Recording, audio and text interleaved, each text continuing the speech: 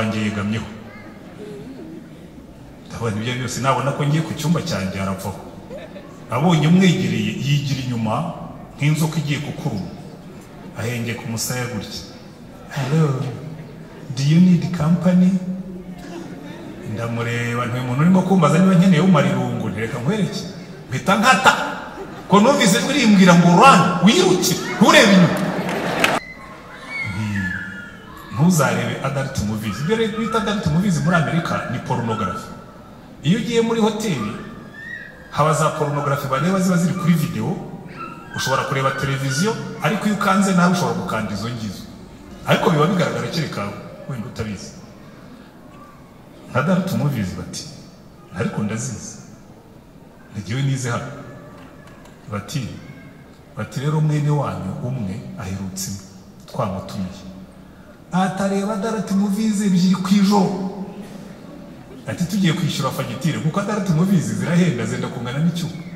Iyo urebye imwe ngira ngo bari n'amadolari nka 40 umara icyumweru buri mugoroba urebe ebyiri ni amadolari agera muri 600 y'ibintu by'amande. Ndababwira nti ngewe mfite amaso andeba sinshobora kureba ibyo bintu. Haleluya. Ariko reka mbabwire impamvu ibi mbibabwiye. Mufite amatelefone arimo ibyo bitindi, narabifashe narabibonye n'abarokore bareba filime za porno hariho n'abambwira ngo zirabafasha. Dufite inyigisho muri kino gihe, dufite ubuhanuzi muri kino gihe, dufite imvugo muri kino gihe zubika kwizera kwa benshi. Hari igihe wumva abantu bavuga ngo uyu muntu maze imyaka 43 nkizo, ariko nagiye mbona Satani agosora amatore akagosora ariko nari ntarabona igihe itorero rigosorwa nk'iki gihe turimo. Pawulo akandika avuga ngo nubwo bimeze bityo nyamara urufatiro rw'Uwiteka ruracyahagaze, ngo kandi kuri urwo rufatiro handitsweho ngo Uwiteka azabe. Niyo ibintu byamera bityo ngo uvuga izina ry'Uwiteka nave mu bidatungana. Haleluya. Reka nakira banyereka ubuhenebere mu miryango, ubu divorce ziravuza induru kandi z'abantu basenga harimo n'abapastori. Umvira iryo raha. Iyo ndirimbo ni ya kera benshi ntimuyizi, niyo mu gihe cyacu yitwa Cyprien Rugamba, ariko akarangiza avuga ngo ariko oya dawe kabya tumenya gusaza utanguranije cyane, kuko abo bantu banduranye cyane turabafite benshi muri ino minsi. Bakubwira ngo ariko urabona ngo umugore narongoye ngo asigaye ari ikidumbasi ngo kandi jewe nabaye umusirimu. Wasimutse kuwa kanga yuko mu ministre umwe yigeze kubwira president Repubulika aramubwira ati ko president wa Repubulika terega mu gihe kinini tukimara turimo gutegura imitego bagenzi bacu baba baduteze dusimbuka imitego kuko abantu bazaba bagambana. Rero bakagambana wenda ntibagambana ngo bagere kure ariko je nabaye pastori. Siko umuntu aricara akaba ari nka harusize kaza kwa representative turabizi ko wa representative atuzikanaka wa wundi washyize bunaka ibyo ibirirwa kora ukanaka wibunaka niyo hari ibirirwa kora wabiretse bakazabyibonera ko batagushinze kumuneka. Ibiganza bya Yesu ngira ngo iyo gusambana yumva hari akantu karimo kumurya. Hari ababyeyi iyo umwana wabo agize ibyago bumva bacitse umugongo. Njya mbyumva abana abagore nibo bavuga ngo numvise ncitse umugongo, numva umugongo uradugudutse ngo menye ko hari ikintu cyabaye ku mwana wanjye. Nibwira ko na Yesu iyo dusubiye mu byaha yumva hari imisumari yongeye ko biratubwira ngo tuba twongeye kumwibambira ku musaraba, akumva imisumari irongera iramurya noneho ninde uguye yareba akabona ni wowe cyangwa n'undi. Baranitwararika kuko icyo kintu Imana yarakisobanuriye. Cyaragira umusore nkikizwa iyo nakizwe mvuye mu byaha, ari umunyabyaha usobanutse. Iyo yongeye mu bintu ndasobanuka, nkiri mu byaha nari nsobanutse, mbivuyemo narasobanutse nabo. Amen.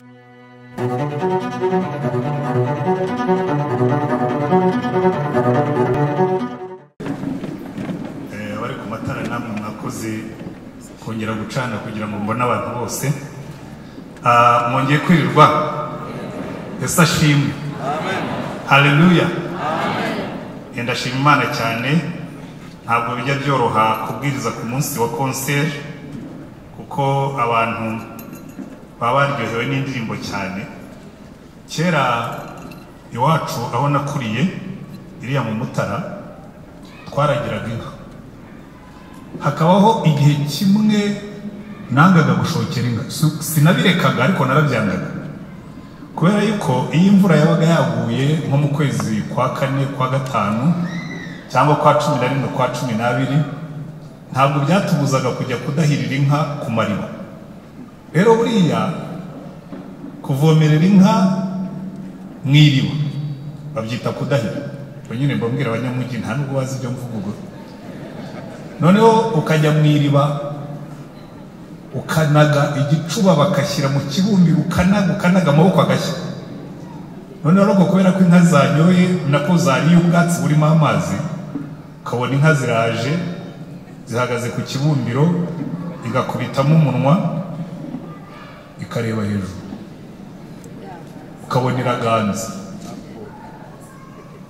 Ubwo abana bo mu mujyi ntabwo inka zinyara ziraganga. Noneho ukabona irigendeye. Niba hari ikintu cy'urucantege kibaho.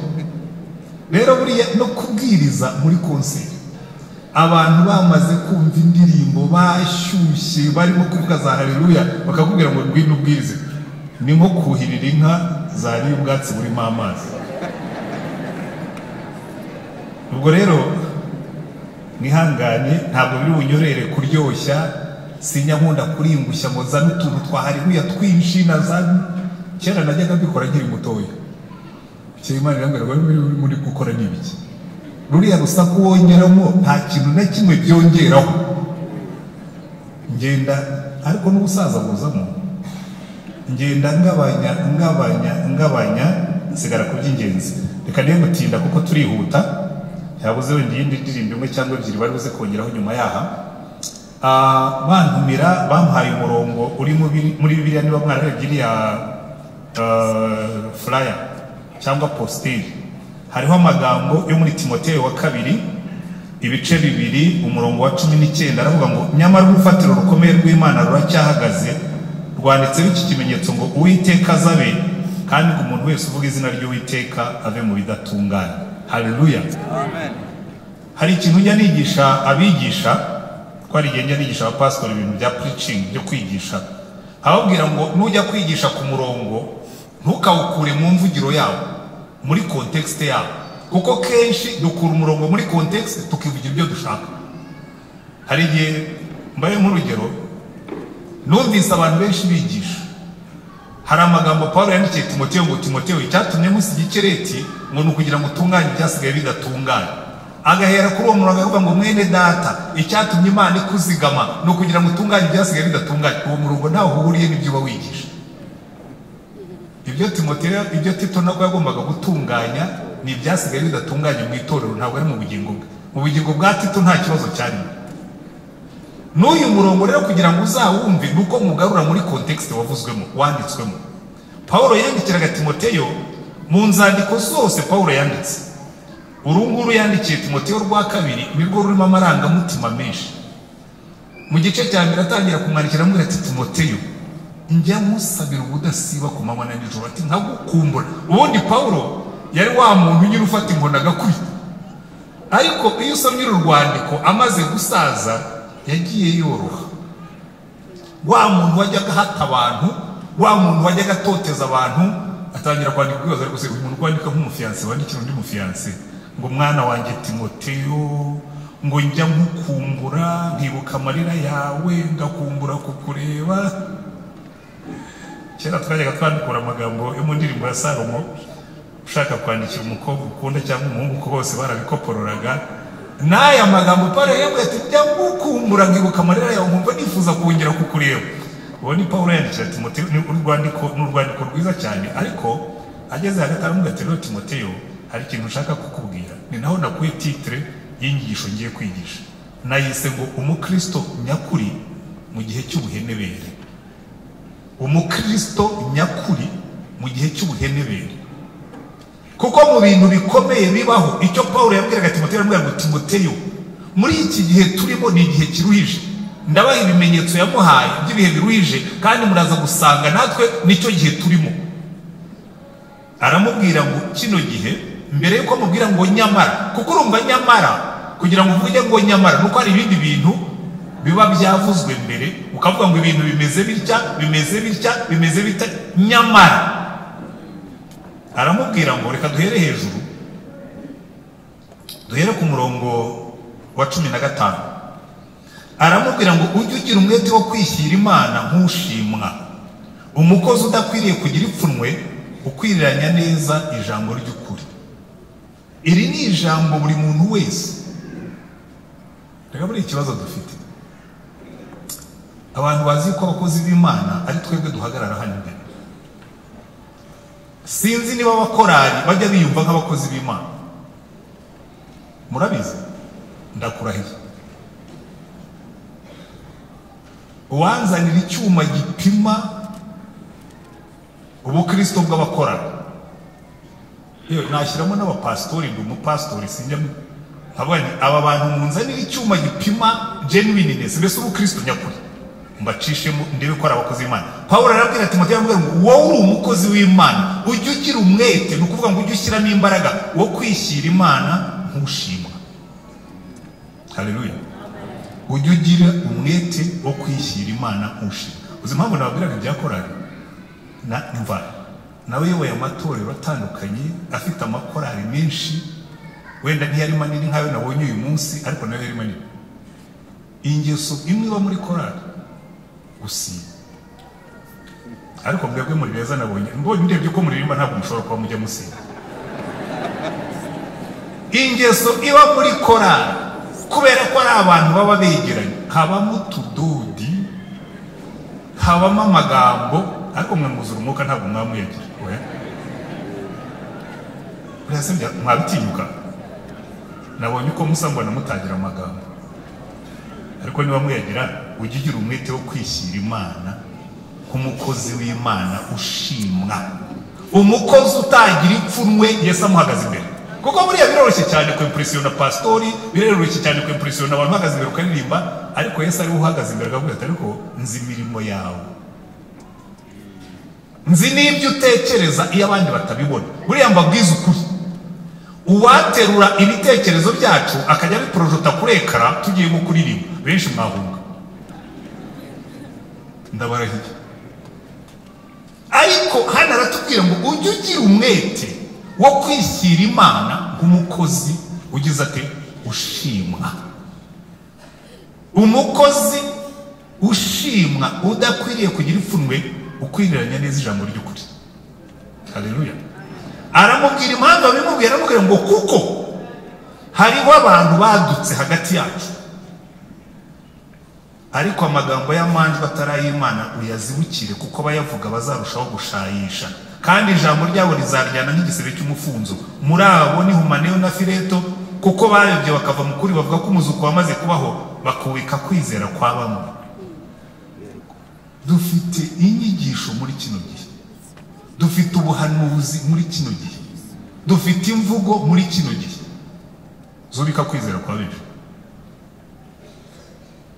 Hari igihe wumva abantu bavuga ko uyu muntu ahereye aravuga ngo nyamara nubwo bimeze bityo, urufatiro rw'Imana ruracyariho, ruracyahagaze, kandi namba turwanditseho iki kimenyetso ngo Uwiteka azabe. Ariko yongeraho ngo noneho uvuga izina ry'Uwiteka nave mu bidatungana. Haleluya. Amatorero yacu yose ntabwo ari rimwe, saa 2, saa 3, saa 4, yose arimo aranyura mu kayunguruzo. Hari igihe Yesu yabwiye Petero, amubwira ngo Petero, Satani yabasabye ngo abagosore nk'ugosora amasaka, inkumbi zituvemo. Hari igihe Satani agosora abantu, noneho tukagaragara. umva imyaka maze mu itorero maze imyaka 43 nkizo, ariko nagiye mbona Satani agosora amatorero akagosora ariko nari ntarabona igihe itorero rigosorwa nk'iki gihe turimo. Pawulo akandika avuga ngo nubwo bimeze bityo nyamara urufatiro rw'Uwiteka ruracyahagaze, ngo kandi kuri urwo rufatiro handitsweho ngo Uwiteka azabe. Niyo ibintu byamera bityo ngo uvuga izina ry'Uwiteka nave mu bidatungana. Haleluya. Reka Pawulo yandikiye Timoteyo kuko bari mu gihe cy'ubuhenebere gikomeye ku buryo bw'inyigisho twabonye kuri uwo murongo wa 15 na 16, ariko ubuhenebere burenzeho igice cya 3, kuko ayo magambo ari hagati y'ibintu Pawulo yanditse. Igice cya 3 aravuga ngo Timoteyo umenye ko mu minsi y'imperuka hazaza ibihe birushya, hazaza ibihe birushya, ngo abantu bazaba bikunda, abantu bazaba bakunda impiya, abantu bazaba birarira, bibona, batukana, batumvira ababyeyi babo, ari indashima, batarabera, badakundana babo, batuzura, babeshyerana, batirinda, bagira urugomo, badakunda ibyiza, bagambana, ari ibyigenge, bikakaza, bakunda ibanezeza aho gukunda Imana, bafite ishusho yo kwera. Aho niho bibera bibi, ariko bahakana imbaraga zabo. Ibihe birushye. Pawulo akabwira Timoteyo ati mu bihe nk'ibyo rero ni no mu gihe bizaba bimeze bityo urufatiro rw'Imana ruzaba rugihagaze. Haleluya. Kandi handitseho iki kimenyetso ngo Uwiteka azabe, ngo kandi niba uvuga izina ry'Uwiteka uve mu bidatungana, ngo kuko ngo abantu ngo bazaba bafite ishusho yo kwera, ariko nubitegereza usange bahakana imbaraga zabo. Reka mbereke decadence za niveau enye ziri muri kino gice. Decadence, ubuhenebere. Aravuga ngo Timoteyo muri iyo minsi ya nyuma hazabaho ubuhenebere mu miryango, abantu bazaba bikunda badakunda babo. Genda umupastori, ngira no mugisha nakira abakristo mu matorero yose, kuko hari ingeso nabonye mu gipastori, uzajya mumbabarira ariko bagenzi banjye b'abapastori, yo kutaboneka. Hakira umukristo nkabwira se kuki utagiye kureba pastori wawe ngo sinshobora kumubona. Umbwira ute ko udashobora kubona pastori wawe giye ukambona utari no mu itorero ryanjye? Ariko icyo nenda kukubwira si cyo ngicyo. Abantu nakira banyereka ubuhenebere mu miryango, ubu divorce ziravuza induru kandi z'abantu basenga, harimo n'abapastori.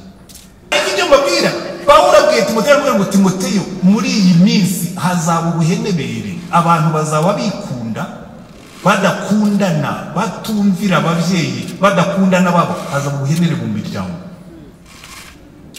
Ndatangara kuko mbona abapastori basambana mu matorero yose, mbona abakristo badivorce, harimo n'abapastori. Ubuhenebere mu miryango. Noneho Pawulo akabwira Timoteyo, akamubwira ngo Timoteyo umwana wanjye. Hari umugani mama yajyaga ducira kera tukiri abana, twigisha ibintu by'indangagaciro. Ngo yari umugore yari afite umuturanyi we, uwo yari afite umukobwa witwaga Mirundi myiza. Noneho bakaba baturanye n'undi nawe w'umubyeyi ariko ahora agatongana n'umukobwa we. Batangira gutongana kwa muturanyi atande Mirundi mwana wanjye, atigira hiyo. Ngo bagahagarara ku miyenzi bagatega amatwi. Aturabyumvise biriya mwana wanjye, undi ati maze ntuzapfe ruriya, ati sinkarupfe ko mawe. Ndenda kubabwira ikintu. Pawulo abwira Timoteyo ngo mu minsi ya nyuma hazabaho ubuhenebere mu miryango, abagabo bazaba bikunda badakunda abagore babo, n'abagore bazikunda be gukunda abagabo babo. Kandi kugira ngo ibyo bibe biri kurushaho, ndagaruka kuri hahandi hambere twabanje, hakabaho n'abigisha baza kubafasha muri uwo murongo mubi. Ubu hadutse abahanuzi b'ibinyoma, abwira umugore ngo umugabo mubana siwe mugabo wawe. Uyu mugabo wakurongoye uvuga ko wasenze mukajya mu rusengero mugasenzerana mwarangiza mukabyarana ahindutse ate ko atari umugabo wawe? Umugabo wawe n'ubuhe? Ariko abantu barabyemera. Ibyo mbabwira ubwo bugo ry'impura nabwo buri munsi hazabaho ibihe by'ubuhenebere. Ariko Pawulo akavuga ati muri icyo gihe cy'ubuhenebere mwana wanjye Timoteyo ntuzapfe ruriye, kuko urufatiro rw'Imana ruracyahagaze. Haleluya. Uko mwicaye hano mungana muke, ubu wazana icyuma gipima uko ingo zanyu zihagaze mwese nta mbabazi dushizeho, wasangamo abasambanyi. Kuko hari ikintu cy'ubuhenebere kizana n'umugisha. Mwabonye ukuntu uyu mujyi usigaye turushya kuwugendamo, ambuteyage, kugira ngo uzagende muri Kigali hagati ya saa 11 na saa 1. Umugisha warabonetse pe, twarawusengeye uraza. Ariko iyo umugisha uje, Satani nawe yongeramo umuvumo, ubuhenebere. Umugabo yatangiranye n'umugore bombi bakennye. Umugore acuruza agataro, umugabo anyonga igare. Icyo gihe bari bameze neza bakundana kuko basangiraga ubusa. Birazamuka bubaka butike. Umugore aracuruza, umugabo ajya kurangura, bubaka iduka, bagura imodoka. Umugabo ahindura indirimbo. Ashatse umugore narutaga, none arashaje igihe ntibyiruka, nzashaka umutoya mu muharike, numva iryo raha. Iyo ndirimbo ni iya kera benshi ntimuyizi. Niyo mu gihe cyacu yitwa Cyprien Rugamba. Ariko akarangiza avuga ngo ariko oya da wikabya, tumenya gusaza utanguranije cyane. Kuko abo bantu banduranye cyane turabafite benshi muri ino minsi. Bakubwira ngo ariko urabona ngo umugore narongoye ngo asigaye ari ikidumbasi ngo kandi jewe nabaye umusirimu. Wasimutse kuwa kanga. Imana ruracyariho. Kandi kuri urwo rufatiro handitseho ngo uvuga izina ry'Uwiteka nave mu bidatungana. Ariko mwe muri beza nta wakora bene ibyo, nawe arebye mbona rwose abakora bene ibyo ngibyo ntabwo uyu munsi basenze. Ariko niba wicayemo hano reka nkubwire uyu munsi, uyu ni wo munsi wo kwihana, kuko ubuhenebere mu miryango burahari. Ngo abantu bazaba bikunda badakunda babo. Ariko reka ne kubitindaho ko nabwiye ko ndi bwihute. Hari ubuhenebere mu miryango, hazaza ubuhenebere no mu miyoborere. Kuko Pawulo yavuga ati Timoteyo we, hazaza ubuhenebere, abantu bazaba bagira urugomo, bagambana, bakunda ibibanezeza aho gukunda Imana, ari indashima, batukana. Ikintu ubona muri kino gihe cyakwiriye hose, abantu bateganya imitego. Ndibuka umuminisitiri umwe yigeze kubwira perezida wa Repubulika, aramubwira ati ko perezida wa Repubulika aterega mu gihe kinini tukimara turimo gutegura imitego bagenzi bacu baba baduteze dusimbuka imitego, kuko abantu bazaba bagambana. Rero bakagambana, wenda ntibagambana ngo bagere kure, ariko genda baye pastori. Siko umuntu aricara akaba ari nka harusize kaza kwa representative, turabizi ko wa representative tuzikanaka wa wundi washyize bunaka ibyo birirwa akora. Ukanaka wibunaka niyo hari birirwa akora, wabiretse bakazabyibonera ko batagushinze kumuneka. Yewe mu itorero nakozemo, niba hari umupastori witabye kenshi nanjye nari ndimo, kuko ngiye ngira akanwa.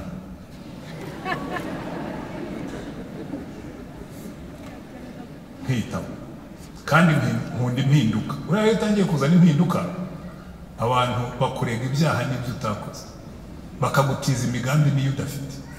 Ukabwira abantu tugiye kubaka inzu, turi arashaka kuyirya,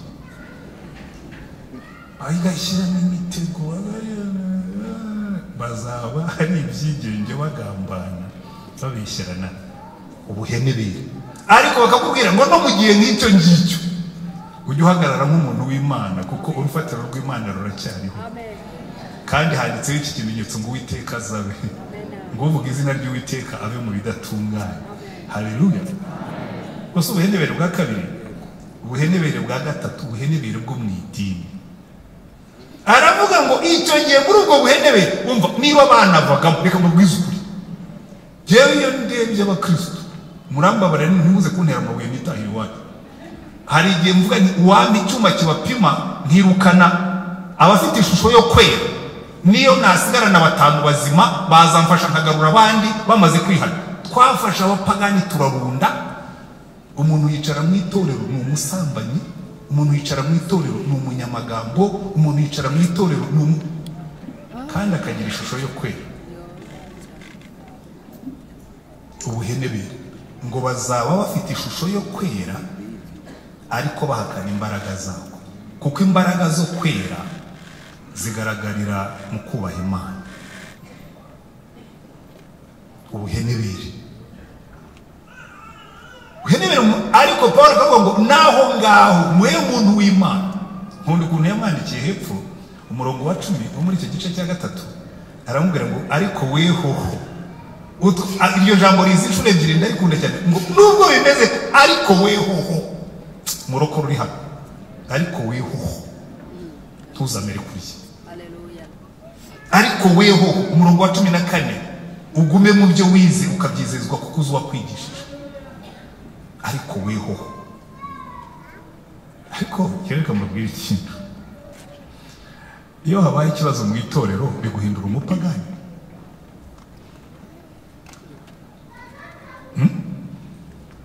habaye ikibazo mu itorero mwese mugahinduka abapagani uhindutse umupagani uti uhindutse uwangana uti kababwira impamvu mbivuga twagiye tugira amatorero menshi yagize ibibazo noneho umuntu w'abakristo bamwe rero buri hari n'ukuntu ngira n'abafana gira abafana nk'ab'umupira kaza bakamwita ariko pastor we turakwikundira rikagira inkuru icyacumi cyanjye nzajya nkizana hano nawe se ngusengera hano atoya noneho ubwo utaruwa hano icyacumi cyawe ukijyana mu itorero ryawe sindi umujura w'amaturo niba ushaka kuza kwiga ujuza wige ariko nurangiza icyacumi kijyana iwanyu kuko hari abakristo benshi bahenebereye bakava mu byizero akibwira ngo arimo arakora neza ariko arimo aradevelopa urwango muri we niba habaye ikibazo guma mu itorero niho Yesu yagushyize aho wahamagariwe niho azagusanga nusenga akakubwira ati mu kuzimu cyari kuzagende utarakaye utimukanye umujinya uhekenya amenyo kuko naho uzajya naho uzasanga hari ibyaha hari ibibazo kandi niba ugumye hamwe guma hamwe ubu umuntu w'Imana hagati y'imirabo ibi rero nibyo Pawulo yabwiraga Timoteyo akamubwira ati Timoteyo reka ninjire no mu nyigisho ubwo ngubwo ibindi by'ubuhenebere ndaba mbihagaritse aravuga ngo noneho Timoteyo igihe abantu bazaba bahenebereye mu muryango igihe abantu bazaba bahenebereye mu miyoborere igihe abantu bazaba bahenebereye mu itorero n'igihe abantu bazaba bahenebereye mu mutungo kuko no mu mutungo abantu barahenebera bakubwira ngo abantu bazaba bakunda impiya birarira bibona hari igihe abantu bageze ahantu aho kugira ngo bakoreshe amafaranga akabakoresha bakagira ubuhenebere noneho bararangiza aramubwira ngo noneho Timoteyo ikintu kizatuma ukomera mu gihe nk'icyo ujye wibuka aya magambo ngo urufatiro rw'Imana ruracyariho reka njye ku rufatiro kuko niho nshaka kurangiriza icyambere urufatiro rukomeye rw'Imana ni uruhe rwanditseho iki kimenyetso ngo Uwiteka azabe nimusoma muri Bibiliya muzasanga ko urufatiro rwo kwizera kwacu ni Yesu haleluya kuko muri Petero reka mpasome Petero wa mbere ibice 2 Pawulo nako Petero arandika aravuga ngo dore nshyize muri Siyoni ibuye rikomeza imfuruka haleluya ngo ni mu mwegere niwe buye rizima ryanzwe n'abantu ariko ku Mana ryaratoranijwe ribiri ry'igiciro cyinshi namwe mubakwe nk'amabuye mazima kugira ngo mube inzu y'umwuka n'ubwoko bw'abatambyi bwera bwo gutamba ibitambo by'umwuka bishimwa n'Imana ku bwa Yesu Kristo hepfo aramanuka aravuga ngo ibuye abubatsi banze niryo ryahindutse rikomeza imfuruka urufatiro rw'Imana rukomeye rutanyeganyega ni Yesu kandi iyo batubwiye ngo kuri urwo rufatiro handitseho ngo Uwiteka azabe. Ari amagambo nkunda cyane Imana ibwira abantu bayo ikababwira ngo rega sinzabibagirwa ngo kuko nabaciye mu biganza byanjye nk'imanzi. Haleluya, amen. Buri iyo Yesu arebye mu kiganza cye warizeye amaraso y'akakweza akagutunganya, bakwandika mu gitabo cy'ubugingo wakakwandika mu kiganza batazakwibagirwa. Akajya avuga ngo nuriya iyo arebye mu kiganza cye akareba muri kino gihe hari utuntu bita chip, turiya tuntu tuba muri za telefoni n'ahandi, ariko ngo bagiye kuzajya badushyira no mu kiganza information zawe zose ukazitwaramo, konte yawe, passport yawe, visa wabonye n'icyo ugashyira ikiganza ku mashini gahita isoma ibyanditseho. Nibwira ko mu ijuru bafite ikintu nta nubwo bakeneye ikimashini, yatwanditsemo yatuciye mu biganza nk'imanzi. Iyo arebyeho akubonamo, ariko iyo wogejwe n'amaraso akavuga ngo abanjye ndabazi bari hano mu bikomere byanjye. Hari ubwoko narongeye ku musaraba, iyo nicaye nkareba ibi bikomere mpita mbabona. Yakubona uhagaze hano akavuga ngo uriya ari mu kiganza cyanjye arimo nacunguje amaraso, uriya arangiranukira. Mbareka mbabwire niba ari ikintu kinezeza kibaho. Jewe ushobora kumbwira uti isi yose yahagurutse, nareba mu biganza bya Yesu nkabona nanditsemo nkabwira ngo ubwo mwami Yesu akunda amahoro. Ntabwo nimuhaguruke mwigeragereze ndabahinda mukuru, kuko hari ikintu kimwe nzi, iyo nanditse mu kiganza cya Yesu ndarinzwe.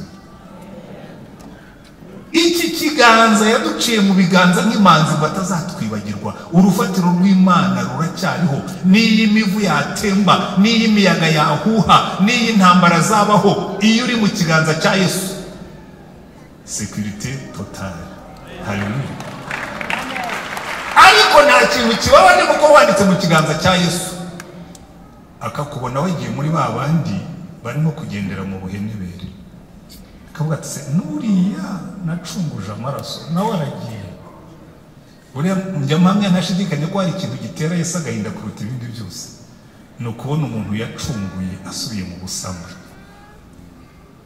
Nanjye birambabaza ndi umushumba, umwana umwe dusenganira ko n'ubu turacyasengana ntabwo yagize gutya atera undi mukobwa inda, atera umukobwa inda nako ntawe ubundi yatera ntabwo yari umukobwa, atera umukobwa inda ariko bose twarasenganaga.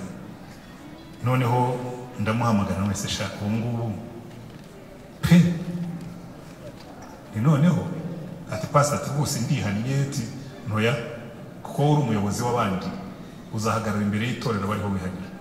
Ngewe niko nahanaga abakristo, nta mpamvu yo kumubwira akaza agahagarara imbere y'abakristo akato akihana tukamusengera. None rero umunsi yihaniye nanjye sinzi amarangamutima yamfashe, ngiye kumusengera ndarira.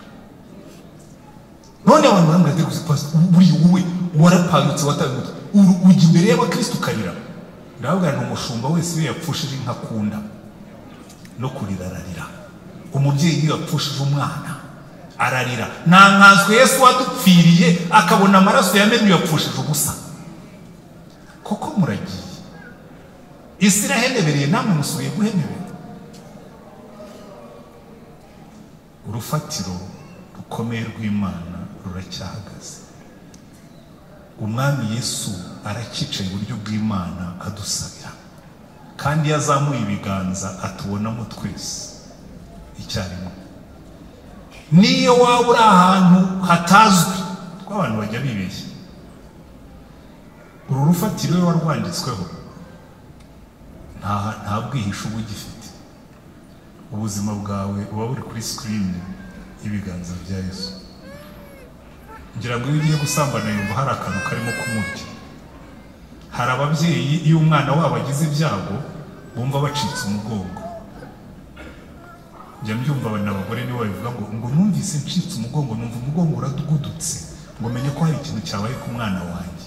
Nibwira ko na Yesu iyo dusubiye mu byaha yumva hari imisumari yongeye, ko biratubwira ngo tuba twongeye kumwibambira ku musaraba, akumva imisumari irongera iramurya.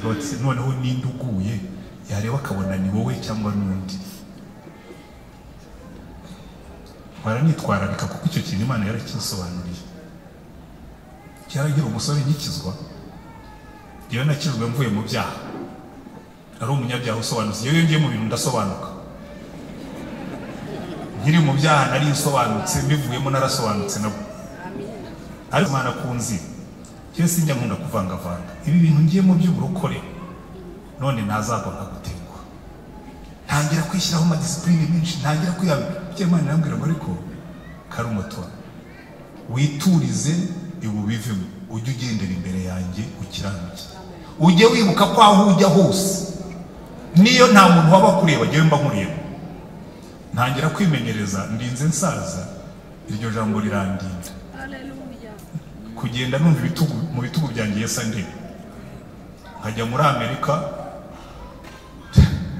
Ntabwo mubizi, ingendo zibamo ibyaha, zibamo ibigeragezo, kandi ugiye udafite Yesu. Reka mbahe kamwe, hanyuma ndimo ndagana ku musozo. Nigeze kujya Thailand. Ushaka kugwa mu byaha by'ubusambanyi wajya Thailand. Thailand haba ubusambanyi buri professional. Ujya muri hoteli aho bandi bashyiramo utuntu tw'utu tissue ngo two kwihanagura, bo bashyiramo kapoti, ugasanga harimo ipaki, nta nubwo bashyiramo kamwe cyangwa tubiri cyangwa ujye kubasha, kaba kari ku musego. Ko bazi ko abenshi bajyayo bajya muri tourisme sexuelle.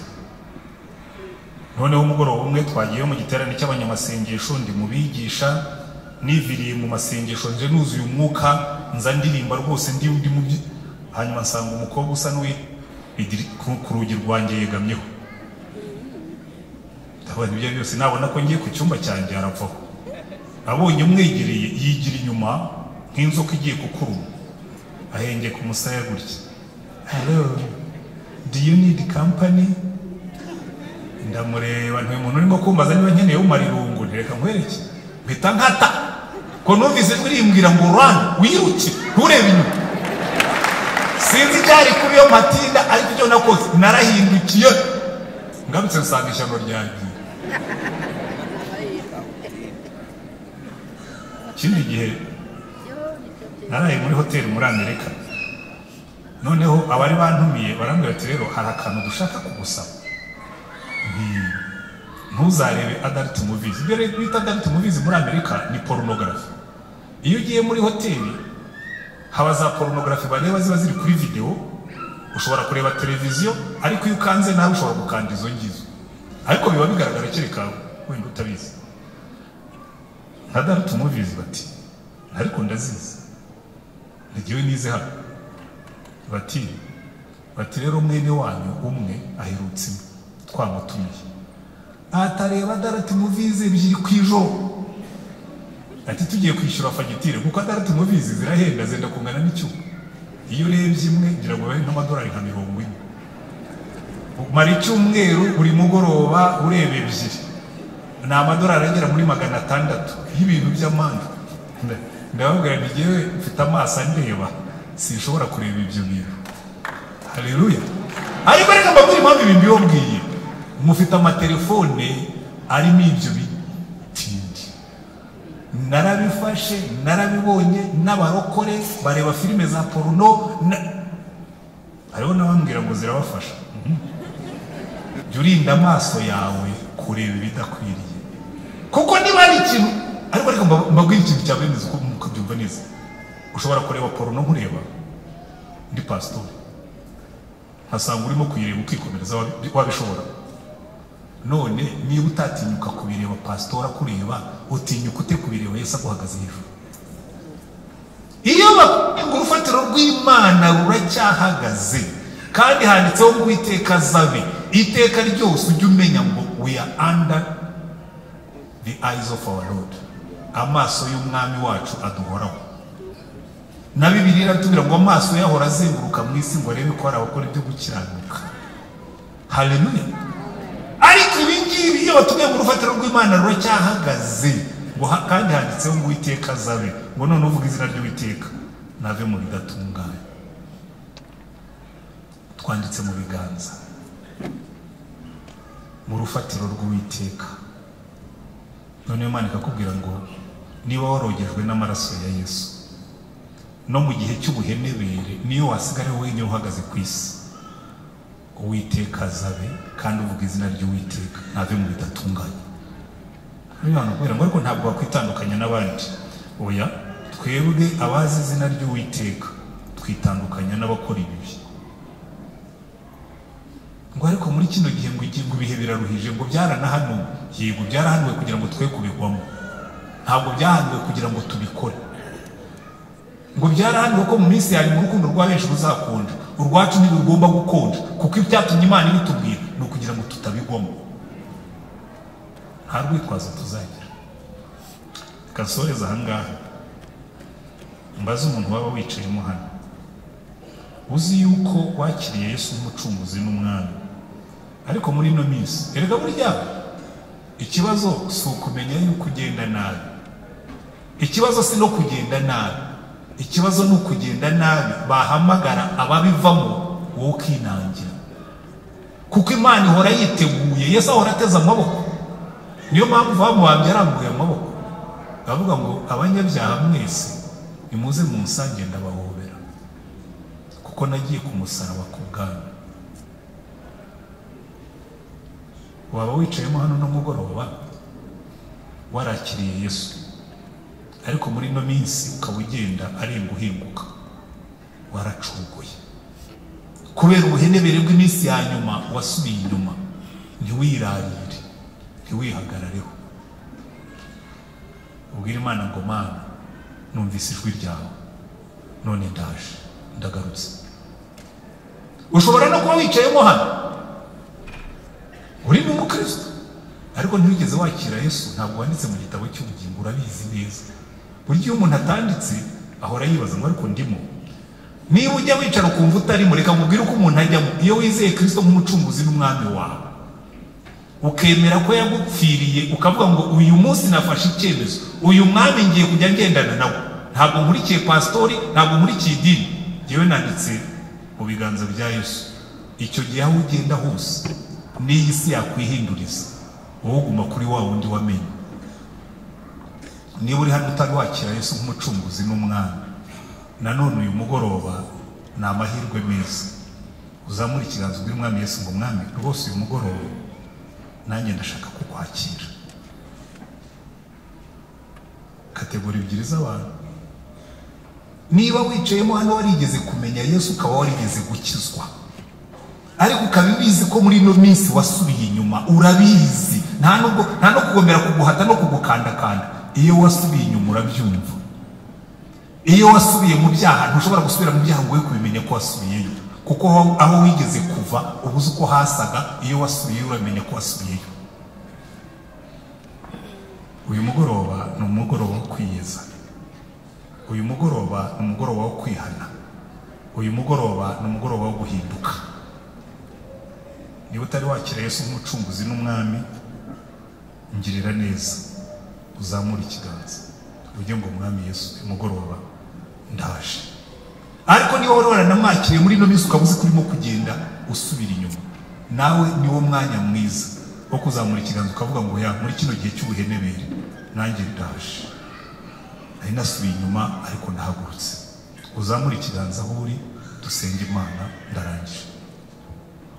Mukiza, numvise ijwi ryawe ry'imbabazi rimpamagara ngo nozwe n'amaraso yawe. Nditabye Yesu, ndaje mukiza, amaraso wavuye anyotsa. Ntabwo ujya njya nkandakanda abantu. Niba wicayemo wumvise umwuka w'Imana akubwira ngo uyu ni umunsi wawe wo kongera ukavugurura amasezerano yawe na Yesu, kuko harimo gusubira inyuma, zamura ikiganza aho uri, tugusengera Imana. Niba kandi utarigeze unakira Yesu, ukaba wiyizeye kumva indirimbo, ariko ukaba wumvise umwuka w'Imana akubwira ngo uyu ni wo munsi wawe wo kwakira agakiza kabonerwa muri Yesu Kristo, nawe uzamura ikiganza tugusengera Imana.